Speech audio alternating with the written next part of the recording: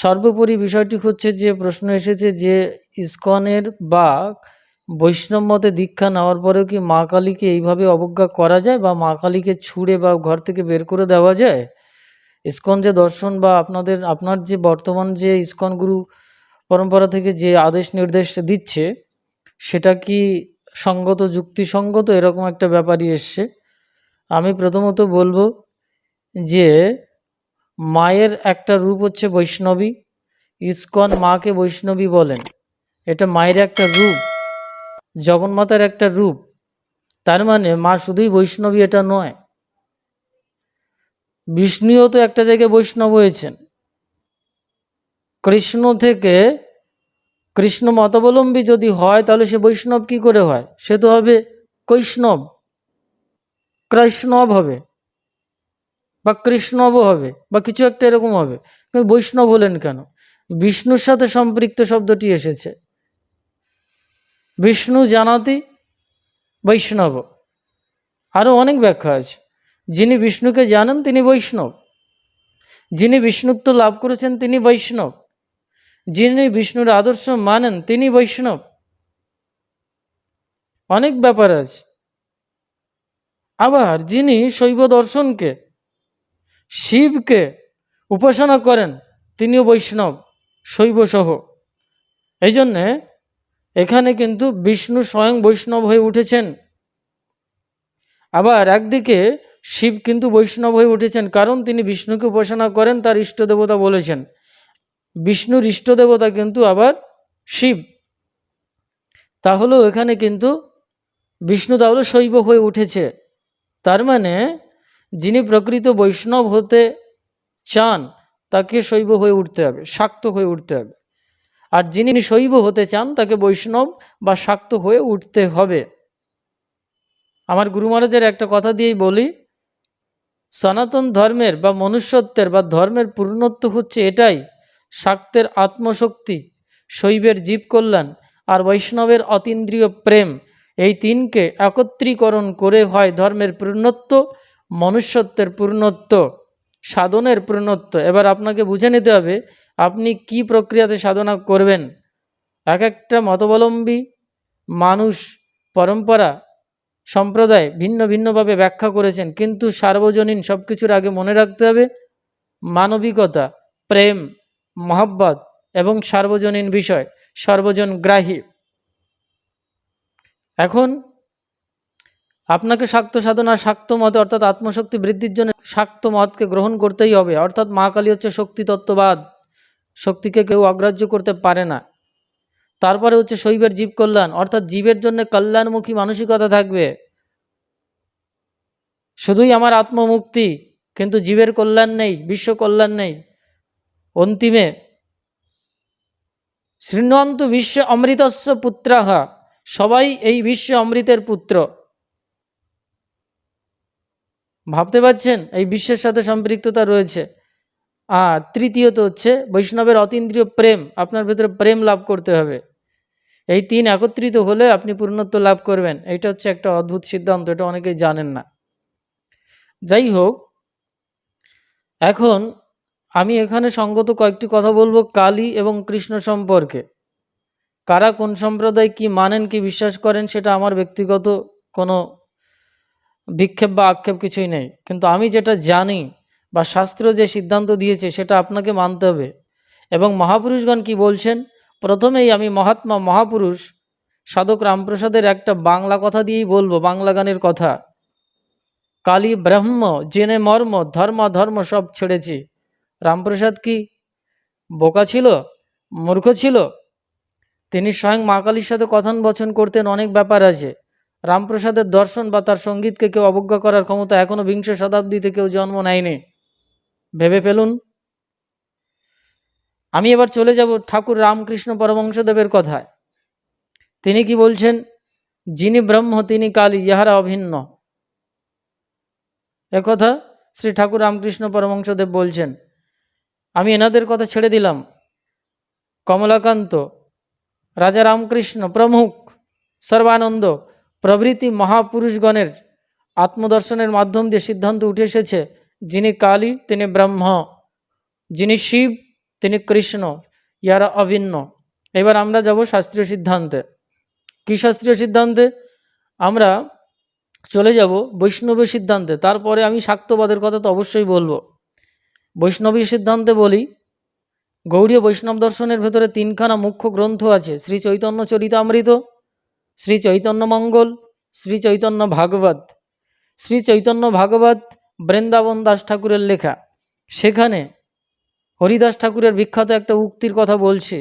উনি বলছেন, যখন ওনাকে মেরে অবস্থা খারাপ করে দিচ্ছে, ঠিক সেই সময় ওই দুর্ভোগের ভেতরে গিয়েও হরিদাস ঠাকুর সিদ্ধান্ত দিচ্ছেন। মহাত্মা হরিদাস ঠাকুর বলবো, ওনার দর্শন আমার ভীষণ প্রিয়। আমার কোনো মতের অনৈক্যতা নেই এবং আমি কিন্তু কাউকে সাম্প্রদায়িকভাবে ভিন্ন জ্ঞান করি না, কিন্তু দর্শনের ত্রুটি আছে আমি বলবো। কিন্তু আদি সম্প্রদায়ের পরম্পরার ভেতরে কিন্তু এই সিদ্ধান্ত আসেনি, মানুষের বিভাজন সৃষ্টি করেছে।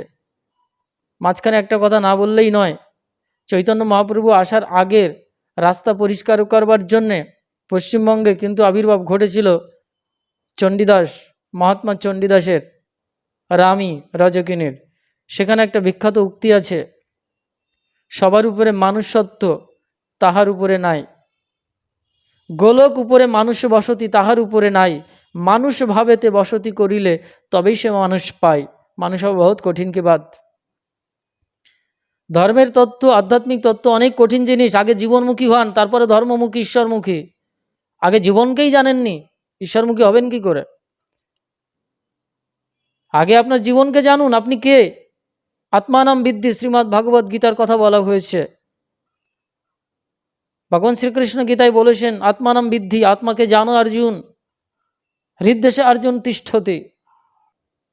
ঈশ্বর তিনি হৃদয় অবস্থান করছেন, শ্রীমদ্ ভাগবত গীতার ভাষ্য। যাই হোক, আমরা হরিদাস ঠাকুরের কথা দিয়েই বলবো। শোনো বাব, সবারই একই ঈশ্বর, নাম মাত্র ভেদ করে হিন্দুয়ে জবনে, পরমার্থে এক কয়ে পুরাণে কুরানে। এক শুদ্ধ নিত্য বস্তু অখণ্ড অব্যয়, পরিপূর্ণ হইয়া বৈশে সবার হৃদয়। এই তো পরিষ্কার বলা আছে। সেই প্রভুর নামগুণ সকল জগতে, সেই প্রভুর নামগুণ সকল জগতে, সকলে বলেন মাত্র নিজ শাস্ত্র মতে। আরও পরিষ্কার করে দিল, একই পরমার্থ তত্ত্ব কোরআনে যেটা আছে। আমি শুধু কালী কৃষ্ণের কথা বলছি না, এবার পুরাণ আর কোরআনের কথা বলছি। হিন্দুর পুরাণ আর মুসলমানের কোরআন অনেক বিভাজ্যের কথা। সেখানে হরিদাস ঠাকুর নিজের বক্তব্যে শ্রী চৈতন্য ভাগবতে পরিষ্কার আছে, আমি দেখিয়ে দিতে পারি। বলছেন যা পুরাণে আছে তাই কোরআনে আছে। তারপরে দ্বিতীয় লাইনে বলছে, সেই একই সত্তা, একই বস্তু সবার হৃদয় অবস্থান করছেন, পরিষ্কার।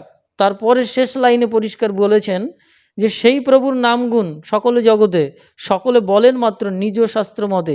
সেই প্রভুর নাম অর্থাৎ পরমেশ্বরের নাম এক একটা শাস্ত্রে এক একটা সম্প্রদায়ের মানুষ এক একভাবে বলছেন, শুধু নামের পার্থক্য, কিন্তু পরমার্থ তত্ত্ব তো এক। এই জন্য বলছে কালী ব্রহ্ম জেনে মর্ম।